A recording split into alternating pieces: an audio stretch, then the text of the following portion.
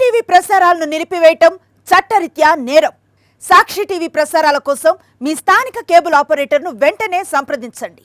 డిటిహెచ్లో ఇంటర్నెట్లో కూడా సాక్షి టీవీ ప్రసారాలను వీక్షించవచ్చు. మహారాష్ట్రలో రైతులు మళ్లీ ఆందోళన బాట పట్టారు. రుణమాఫీ డిమాండ్తో నాగ్పూర్కు దండెత్తారు. మాజీ మంత్రి ప్రహార్ పార్టీ లీడర్ బచ్చు కడు నేతృత్వంలో నాగ్పూర్కు చేరుకున్నారు. వేలాది మంది రైతులు వార్తా వద్ద 44వ నెంబర్ జాతీయ రహదారిని దిగ్బంధించారు. దీంతో నాగ్పూర్ నుంచి హైదరాబాద్, జబల్పూర్, చంద్రపూర్కు వెళ్లే ట్రాఫిక్కు అంతరాయం ఏర్పడుతోంది. వందల వాహనాలు హైవేపై నిలిచిపోయాయి. రైల్వే ట్రాకులపైకి వెళ్లిన ఆందోళనకారులు పోలీసులు ఖాళీ చేయించారు.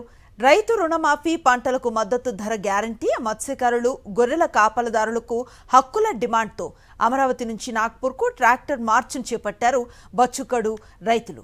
ఫడ్నవీస్ సర్కార్కు డెడ్ లైన్ ఇచ్చారు. రైతులతో చర్చలకు సిద్ధమని మహారాష్ట్ర ప్రభుత్వం స్పష్టం చేసింది. రెవెన్యూ మంత్రి చంద్రశేఖర్ బవాంకులే అన్నదాతలతో సంప్రదింపులు జరపనున్నారు.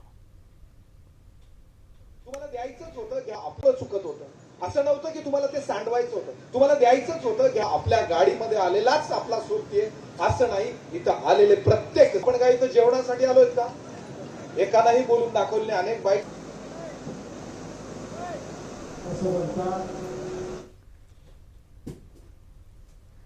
ప్రపంచ శాంతి, స్థిరత్వం, సమృద్ధికి భారత్, జపాన్ సంబంధాలు కీలకంగా వ్యవహరిస్తాయన్నారు ప్రధాని నరేంద్ర మోదీ. ఇరు దేశాల వ్యూహాత్మక భాగస్వామ్యం మరింత బలోపేతం చేసేందుకు కృషి చేస్తామని తెలిపారు. వాణిజ్య, రక్షణ రంగాల్లో పరస్పర సహకారాన్ని మెరుగుపరుచుకోవడంపై దృష్టి సారిస్తామని పేర్కొన్నారు. ఈ మేరకు జపాన్ నూతన ప్రధాని సనే తకాచితో జరిగిన సంభాషణను ఎక్స్ వేదికగా మోదీ పంచుకున్నారు. జపాన్ తొలి మహిళా ప్రధానిగా ఎన్నికై పదవి బాధ్యతలు చేపట్టిన తకాచికి అభినందనలు తెలియజేశారు. దీనిపై స్పందించిన సనే తకాచి జపాన్, భారత్ వ్యూహాత్మక ప్రపంచ భాగస్వామ్యాన్ని మరింతగా ప్రోత్సహించడం కోసం ప్రధాని మోదీతో కలిసి పనిచేయాలని కోరుకుంటున్నట్లుగా చెప్పారు.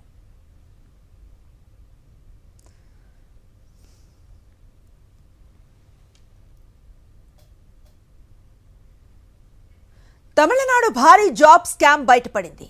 రాష్ట్ర municipal administration and water supply విభాగంలో ఉద్యోగాల కోసం 25-35 లక్షల వరకు ముడుపులు తీసుకుంటున్నట్లుగా వెల్లడైంది.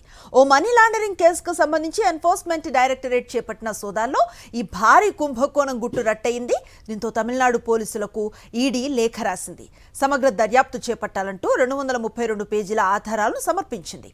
ఈ పరీక్ష నిర్వహించిన అన్నా యూనివర్సిటీ పైన దర్యాప్తు చేయాలని ఈడీ కోరినట్లుగా తెలుస్తోంది.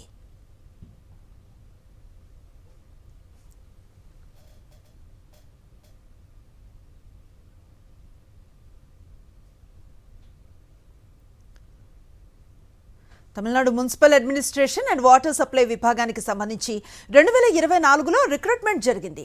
అసిస్టెంట్ ఇంజనీర్స్, టౌన్ ప్లానింగ్ అధికారులు, జూనియర్ ఇంజనీర్లు, శానిటరీ ఇన్స్పెక్టర్లు తదితర పోస్టులకు ప్రవేశ పరీక్ష నిర్వహించి 2538 మందిని ఎంపిక చేశారు.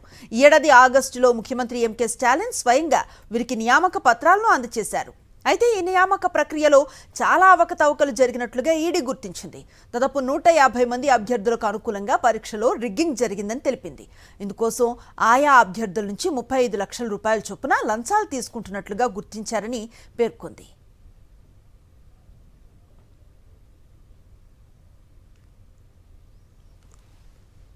సాక్షి టీవీ ప్రసారాలను నిలిపివేయడం చట్టరీత్యా నేరం. సాక్షి టీవీ ప్రసారాల కోసం మీ స్థానిక కేబుల్ ఆపరేటర్ని వెంటనే సంప్రదించండి. డిటిహెచ్లో ఇంటర్నెట్లో కూడా సాక్షి టీవీ ప్రసారాలను వీక్షించవచ్చు.